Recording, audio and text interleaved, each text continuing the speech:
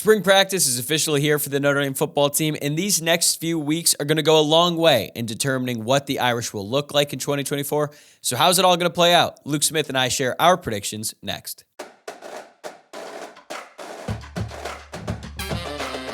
You are Locked On Irish, your daily podcast on the Notre Dame Fighting Irish. Part of the Locked On Podcast Network, your team every day.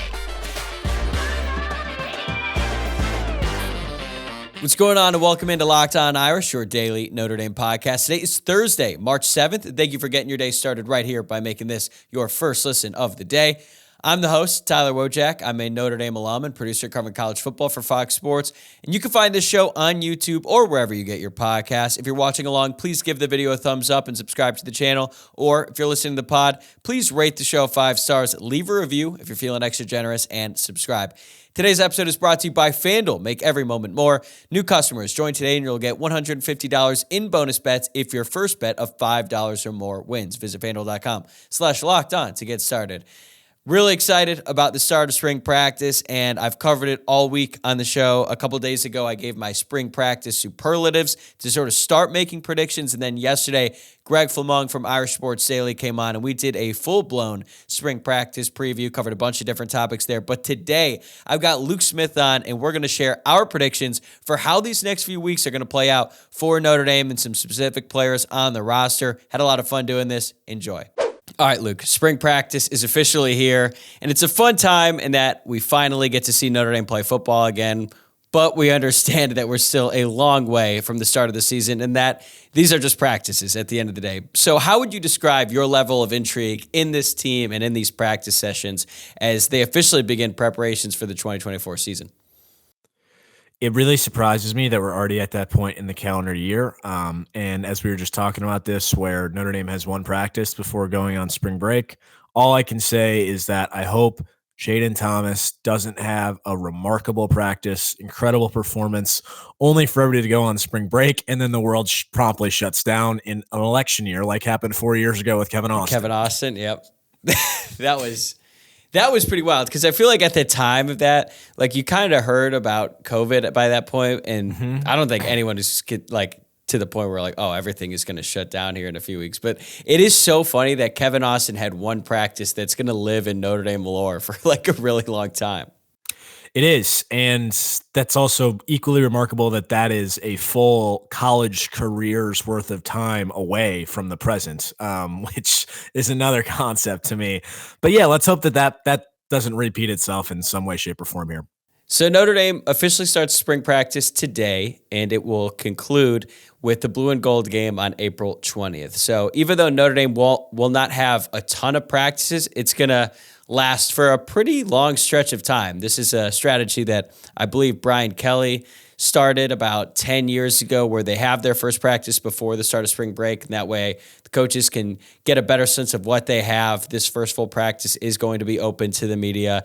And then after spring break, then they're going to be on more of a regular schedule, having like 2 or 3 a week. I think the exact dates are subject to change. So there's a lot of time to talk about this. And I feel like we're going to be hearing a lot of reports. There's going to be some rumors. There's going to be some whispers about some specific players. And some of it we'll be able to see, some of it we won't. So as a way to forecast that and make some predictions that we can revisit later on, we're going to introduce a new segment today called Future Headlines Today, where Luke and I basically predict what those reports are going to be, what those whispers are going to be.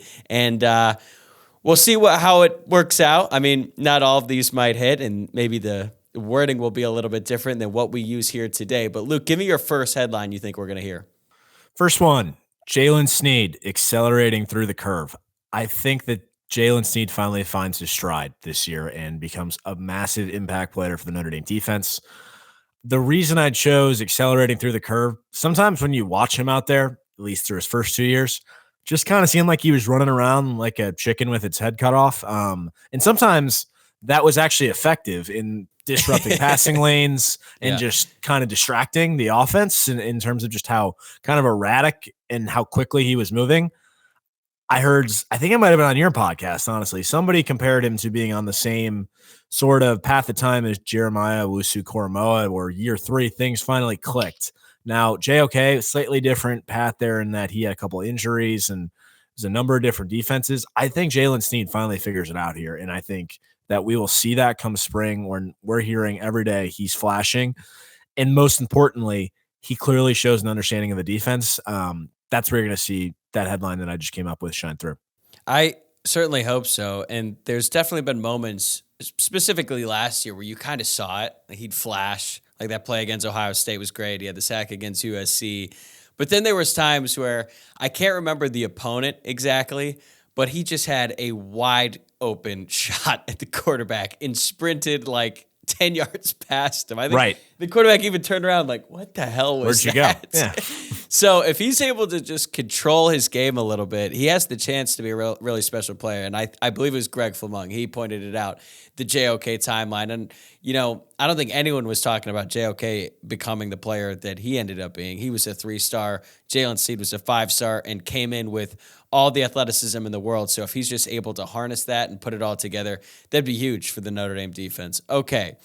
My first headline is going to be Billy Schrauth is who we thought he was. I think Schrauth is going to lock up one of the starting guard spots this spring, which is a little bit weird for me to say because last spring it looked like he had done the exact same thing. He was running out with the first team unit throughout spring practice. It looked like he was going to be the starting left guard. Everyone pretty much penciled that in before the start of fall camp. It wasn't even really a question. There were still some questions about the other guard spot, but it felt like Schrauth's position was certain. Then, seemingly out of nowhere, Pat Coogan and Rocco Spindler both took their games to another level in fall camp. They end up winning the starting guard positions, and then Schrauth didn't start until later in the season when he filled in for an injured Rocco Spindler. I think it's going to be a different story this year. I think that Schrauth is going to be the guy, and he starts becoming the player who we heard all about when he was a recruit coming out of Wisconsin and the comparisons to Quentin Nelson and all that. I'm not ready to say that he's going to be Quentin Nelson, but I think now we're going to start to see that potential on the field, and he's going to end up having a really good spring. Absolutely. I like that one, and I think that maybe something that we lost sight of with the emergence of Joe Alt 6 games into his freshman year and Blake Fisher starting game one as a true freshman is that historically most offensive linemen at Notre Dame don't play early because there are so many good guys in the stable. I guess Hainsey would also be an exception to that, but like you just mentioned, Quentin Nelson didn't start until his sophomore year. I guess he was a redshirt freshman. Mike McGlinchey didn't start off like at the start of the season until his junior year. So this is the more typical path, and I think you're right. I think that unfortunately for Rocco Spindler, he's probably out of a job, and part of that is Schrauth is so good, and the other part is that he's still working back from injury. But I totally expect that, and frankly, Notre Dame needs it this year going into 2024. Yeah, it's a good problem to have for Notre Dame to have that much competition for two guard spots because I think Coogan played pretty well in spots. He wasn't like the dominant force that some people expect every offensive lineman to be, which is unfair for anyone really to expect. But I thought he was good, and he got better as the season went along. He's one of the more consistent guys on the offensive line. And, I think that Schrauth, if he's able to start tapping into that potential, Notre Dame could shore up at least some questions on the offensive line. Absolutely. Next one. This is a little harsh. I won't lie. If you're familiar at all with those memes of Adam Silver, I think talking about Ja Morant, actually, and it's like, get ready to learn a different language, basically, because you're going to get thrown out of the league. Here's an adaptation of that. Jabron Payne, get ready to learn transfer portal, buddy.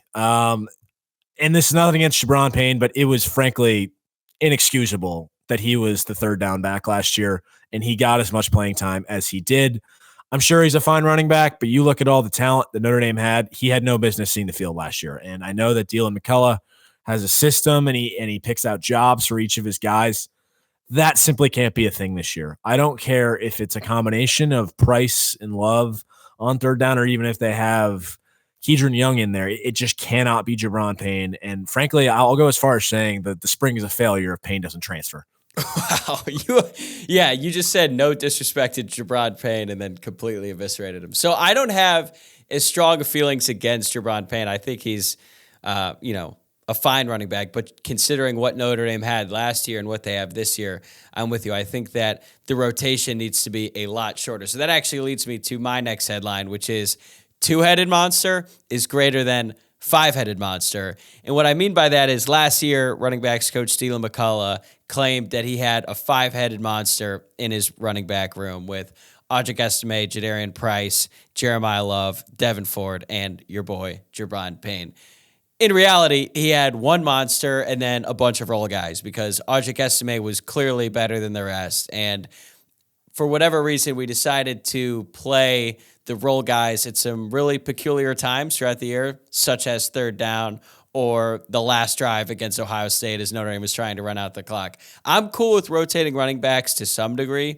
I don't know if you need to rotate five guys, especially this year when you have Jadarian Price, who looks poised to break out now that he's a full year removed from his Achilles tear, and you have Jeremiah Love, who might be one of the most electrifying running backs to come through Notre Dame in some time. So even though Notre Dame might not have like a true RB1 in the sense that they did last year, I think it's realistic to expect Notre Dame to actually generate more production out of the running back room with guys like Love and Price leading the way.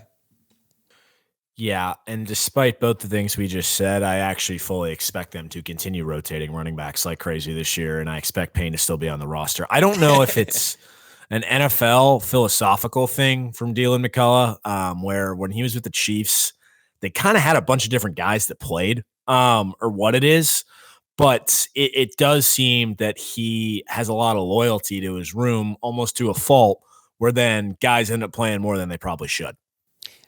Yeah, I think it might work in recruiting, just being able to say, hey, if you come here, I'm going to find a role for you. Or you could sort of pitch it to a guy like, hey, in the future, I see you becoming the lead back, but as you're working to earn playing time, I think you have a role here in the screen game or on third downs, short yardage situations, things like that. Because we haven't even mentioned Keedron Young and Aeneas Williams, who both guys were really talented prospects coming out of high school. Young looks like he's a junior in college already, so I could see him earning some carries. So I'm with you. Right. I think that they're going to rotate guys, but there's a lot of players in that room, and not all of them should have a serious role on Saturdays when it comes to toting the rock.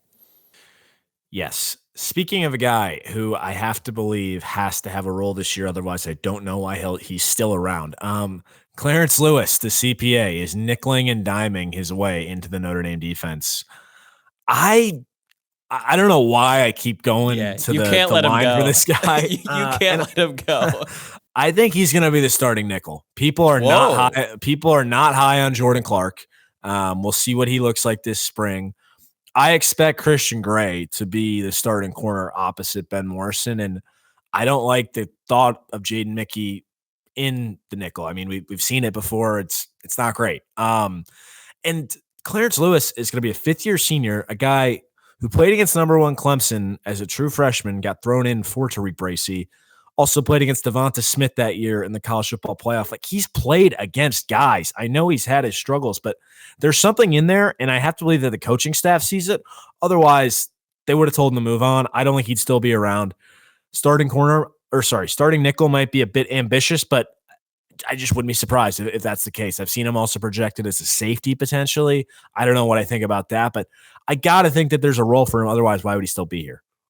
Yeah, if he's not the nickel, I could see him being that third safety that they use in dime packages, like sort of the way that they used Ramon Henderson last year. I'm pulling up the snap counts from last year. He came in at 16th. He had 214 snaps. That's more than like Jalen Snead or Josh Burnham.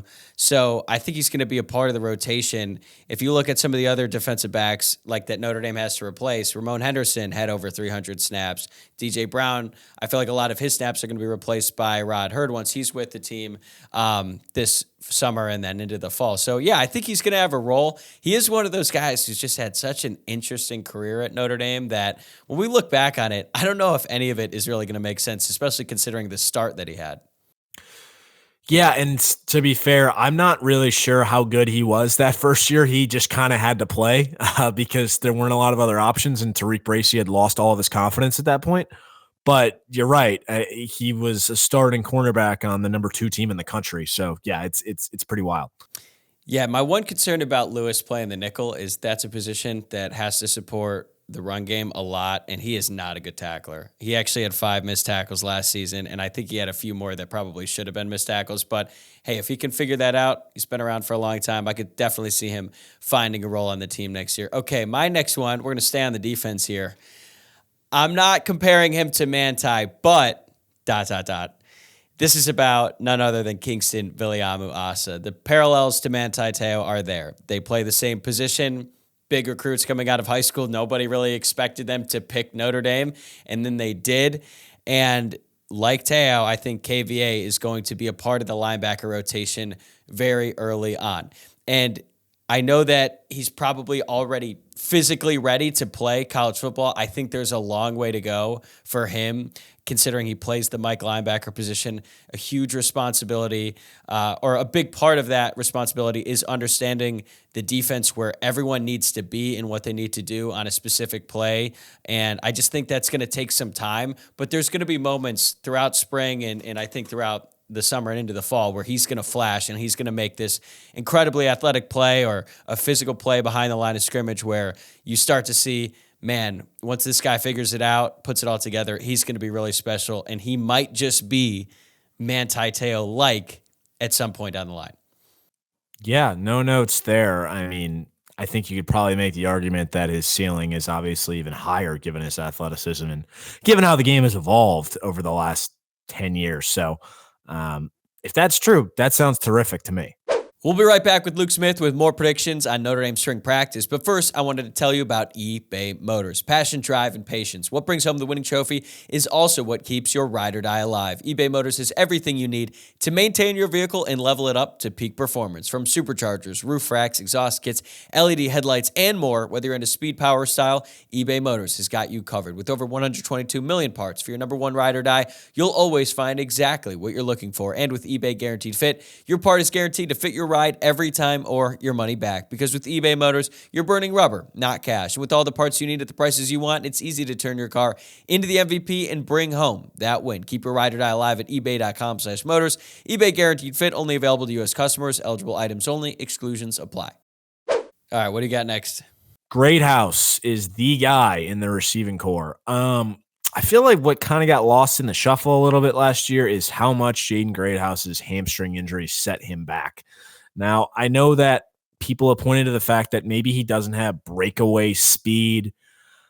I would probably push back against that a little bit. I actually feel like towards the end of the year that we saw him really accelerate on especially one touchdown in particular. And I know that maybe there's some arguments he doesn't get the best separation. He just makes plays. Well, that's kind of all I really need. He is a football player. He's produced at the highest level of high school football against the highest talent, like putting up 330 yards and 3 touchdowns against Peyton Bowen and co. in the state title game. I think he's going to emerge as the number one guy. And I don't know who a good comparison for him is in terms of guys Notre Dame have had, but I just have a feeling that this year, if he stays healthy, he's going to be the number one receiver. Yeah, I mean, think about this. Last year, he missed several games, and the games that he didn't miss, there were some where he was just sort of a non-factor, where he was kind of out there, but he was still clearly not 100%. And he led the team in receiving touchdowns with 5.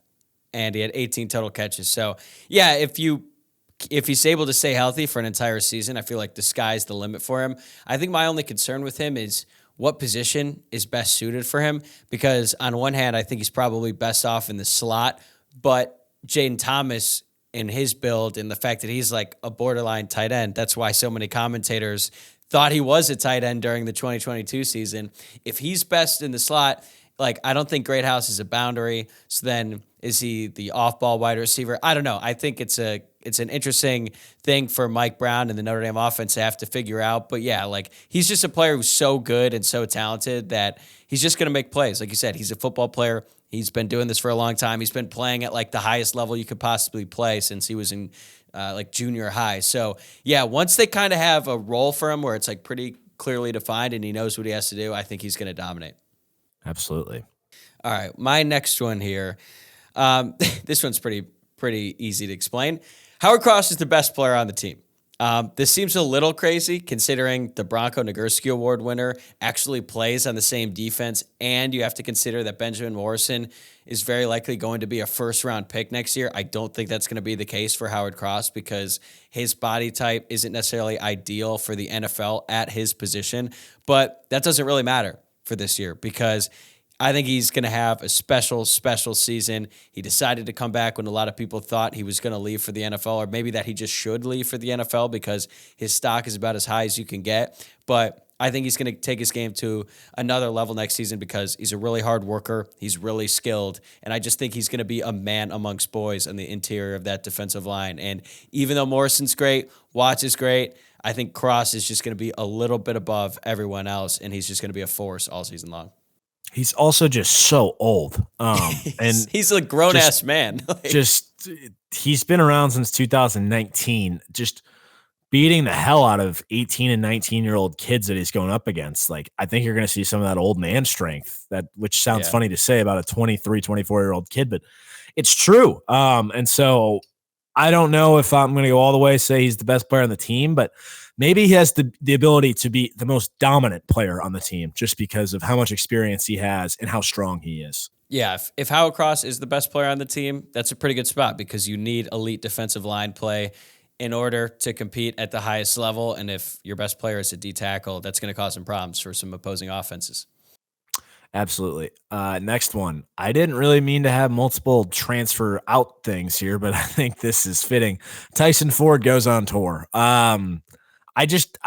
Unless he really shows something this spring, it seems like he will likely enter the portal in this window to me. And it's funny to think back on when Marcus Freeman was first hired as the defensive coordinator for Notre Dame. So much was made about how he saved Tyson Ford's recruitment and kept him from going to Oklahoma. And that was a big deal at the time. And just part of it, I actually don't think is his fault. He's been thrown around at different positions on the defensive line and maybe hasn't had the right opportunity to settle in. But it seems like that room is getting deeper and deeper, and I'm just not really sure he has a place in it. So I am expecting him to hit the portal after the spring. Yeah, it's not fun to say guys are going to hit the portal, but the fact of the matter is some guys are. I mean, Notre Dame has 89 scholarship players right now. They need 85 at the time the season starts, and the coaching staff is well aware that they are expecting some attrition once spring practice is over. And yeah, I think the way that Tyson Ford's career has panned out so far is not what you would have expected. You look at what he did last year. I mean, he barely played at all. Do you want to guess how many snaps he played last year? 45? 13. Oh, geez. And as far as I know, he wasn't dealing with an injury. And it was really telling when Gabriel Rubio had to leave the program in the university, and you were talking about, okay, well, who could come in his place and be that key third interior defensive lineman? Tyson Ford's name was barely even mentioned. I think Donovan Heinisch has a chance to be really good, much like his brother. I think he's going to exceed any expectations that people on the outside had for him going into college. So with Tyson Ford, unless he has some crazy breakout spring, I definitely could see him leaving. And I guess since we're on the topic, I'll just go on to mine. Steve Angeli is taking his talents to the MAC, which is unfortunate because I definitely want Steve Angeli to stick around and be a part of the Notre Dame football team in 2024. I just don't see a world where that happens because I think Steve Angeli is good enough to start for a college football team this year at the FBS level. I don't think it's a Power 5 program yet. Maybe there's a team sort of like on the outskirts of the Power 5 who needs a quarterback. They realized that after the spring, and they're like, hey, we saw what Angeli did in that Sun Bowl against a pretty depleted Oregon State defense, and they want to take a shot with him. I could see that happening. I mean, now that Tyler Buchner went to Alabama, like, I'm not going to say that anything is impossible. That was the most shocking headline of all time. Like, if we had done this exercise last year and I said before spring, Tyler Buchner is taking his talents to Tuscaloosa, you would have thought I was out of my mind, as would everyone else who would listen to that. So I don't really know where. I say the MAC because I think he's definitely capable of starting for the MAC this season, but I just don't think he's going to be around. As a matter of fact, I think it's more likely that Kenny Minchey beats out Angeli to be the backup than it is for Angeli to beat out Leonard as the starter. Both things are probably not likely, but I think I've been pretty open about the fact that I'm higher on Kenny Minchie's future, and I just don't really see a future for Steve Angeli at Notre Dame. Yeah, why not join the reigning MAC champions, the Miami, Ohio Redhawks? I think that their quarterback's coming back, but he was hurt, so why not? No more time like the president go to Oxford. Yeah, and then he can get his revenge this fall because Notre Dame plays exactly. Miami, Ohio returns at to home. South Bend. I guess the one thing that could keep him is that he's pretty close to his degree. I don't know how many credits he needs, but I could see a world where maybe he tries to finish out the semester, maybe go through the summer, get his degree, and then go somewhere else. But if he wants to play football, and he definitely has shown the ability that he can play quarterback today, it's just not going to be at Notre Dame this year. Yeah. Next one for me. So there's been a long running joke just about college kickers. Like anytime a kicker would miss a kick, just you see tweets that say college kickers.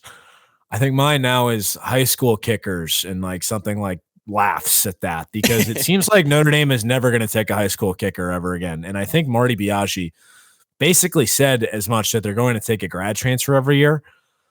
I don't think it's a bad strategy. I did kind of like the idea of like getting a kicker and growing with them, but those can cause you games or cost you games. And I guess that it's better to get an experienced guy. And so what we can say is that perhaps Justin Yoon's records are safe now.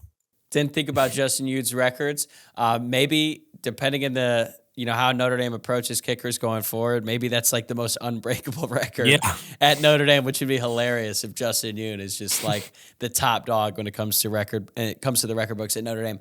Yeah, I totally agree. I remember like the experience as a fan when you watch a kicker run out there for the first time early in the year and they're making the first kick of their college career. It's like I would never give them a single % chance of making it. I'd be like, oh, well, He's got to get this out of the way. Notre Dame doesn't have to do that anymore. Like kickers can go work out the kinks. They can basically shake those nerves off somewhere else. I don't care if it's in the Ivy League. As long as it's not at Notre Dame, that's fine by me. And then you go out and get a Mitch Jeter who not only has he kicked before, he's kicked in the SEC in front of the most hostile stadiums in all of college football. Now he's going to come to Notre Dame. Like that's a much better place to be. All right. You actually just kind of said it now. Different coaching staff, but did the Jonathan Doerer experience break Notre Dame's kicking development? Did that just be like, we are never doing this again? Jonathan Doerer was hilariously, like, predictably unpredictable. I'll never forget at the ACC championship game. I'm afraid to even bring it up because it was such a dark time. But when Kyle Hamilton got that interception and then Notre Dame was driving to our side of the field, we were there in Charlotte. Doerer goes out to kick a ball. And it was still very early on in the game. The game was very much in jeopardy. And it wasn't even a far kick. And you just looked at him and goes, there's no chance he makes this. Of course he shanks it wide left. But at the same time, he knocked down the game winner against Florida State in the season opener on the road. So, like, he could hit big kicks, but when it came to the cheap shots, there was just no chance in hell he was knocking them down. Yeah, so this might be on him. I guess he's to blame. But, hey, at least we'll have Jonathan Yoon in that whole experience. Yeah, there you go. Luke and I still have more to get to, but first, a word from our new sponsor here at the Locked On Podcast Network.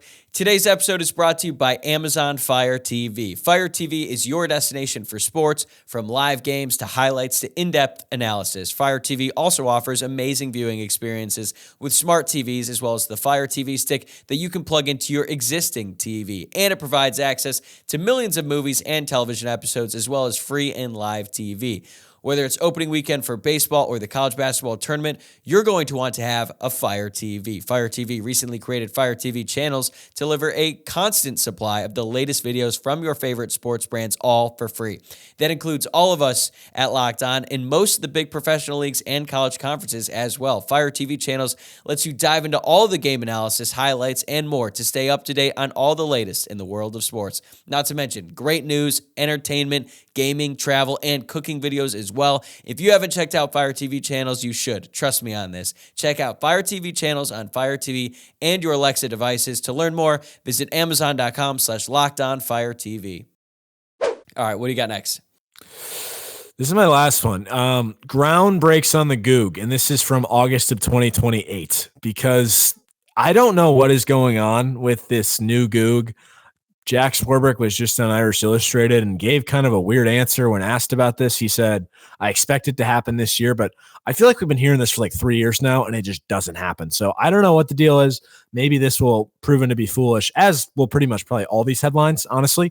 But this one, like, I'm just kind of like, yeah, maybe that'll happen in like 5 years. It is weird because we also heard that it could happen this spring. Right. And after Swarbrick's comments, I was like, okay, well, at the very least, we know that the spring ain't happening. Right. Or maybe he was just being particularly coy. But, yeah, it's time for Notre Dame to update the Goog. We've been talking about it forever now. I do feel like it's a matter of when, not if. I feel like they're certainly committed to doing it. But you're right. The clock is ticking.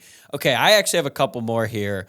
Dune 2. Xavier Watts edition. And what I mean by this is the sequel will be even better than the original. Right now, Dune 2 is like the talk of the world right now. People are calling it like the best movie ever. And it's one of the rare instances where the sequel is actually better than the original. I'm not saying that Xavier Watts is going to put up the same kind of numbers statistically, at least interceptions, as he did last season, because that seems almost impossible for him to have 7 interceptions again this season, especially now that opposing offenses know who he is, and they're probably going to run plays away from him. But interceptions are just part of the story. And I actually think that Xavier Watts is going to be a better all-around player next year. One, because he's more experienced, but two, he's more experienced at that position. Like, we've gone over just how many times he's had to change his position throughout his college career. Now he's safely at his safety spot, one that he's already thrived in. Now he can get even better, really focus on taking his game to the next level. And I think that's a big reason why he decided to come back, because I think that, you know, for as great as the interceptions were last season, once you start getting evaluated by these NFL scouts, they're going to be like, okay, that was a great play, but what were you doing on this play, this play, and this play? And I think that just comes with being relatively new to the position. So next year, he might not have the same amount of interceptions, but I actually think he's going to have a bigger impact on the defense overall.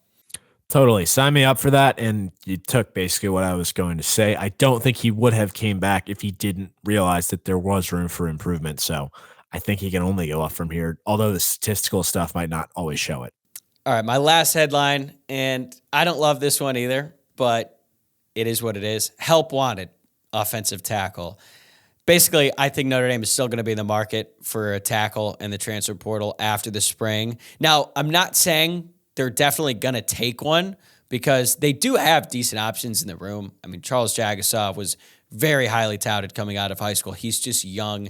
And then Tosh Baker's been around for a long time, but he's pretty inexperienced. Emil Wagner, it sounds like he's got like all the talent, but unfortunately for him, he's just not at that size yet. So once Notre Dame has a chance to look at these guys throughout the spring, I think that they're going to have to make a decision there. Have those guys proven themselves to be capable starters at, again, one of the most important positions on the entire football field, or do they need to go out and get a veteran?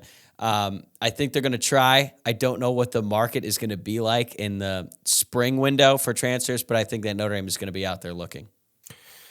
Yeah, I think that, honestly, offensive line in general could be a struggle to start this season, and it'll be kind of the opposite of last year, where the outside of the offensive line are the question marks and the insides are perhaps more defined, even though, to be fair, Ashton Craig and Billy Schroth haven't exactly played a ton of college football yet either, but it might be the opposite of last year, and we'll see how that shapes out. So I think you definitely have a point here. Okay, that's all I have for the headlines. Originally, I thought about maybe talking a little hoops on this podcast today, but after last night and after the Irish, turned it off and went to the gym with like 15 minutes left. So yeah. All right, so we won't talk about basketball. You got any final thoughts on spring practice before we let you go? No, I can't believe we're here. I was saying that when we were in January, this is one of the rare years where I actually wanted more Notre Dame football to be occurring after the season ended, and I'm finally getting my wish now. So that's good. And it'll be interesting to see the clips that come out of this. All right. Well, now that all of our headlines and our predictions are out there, we'll have to come back and redo this once the spring practice is over. We'll see how we did. Till then, I'll talk to you later. All right. Okay, that's a wrap for this episode, and that is another week of Locked On Irish in the books. Thanks again for making Locked On Irish your first listen today. I will be back early next week to discuss some early observations from the start of spring practice. In the meantime, make sure to subscribe on YouTube or wherever listening to the pod, and follow the show on social media. Have a great weekend, everybody. I'll see you next week.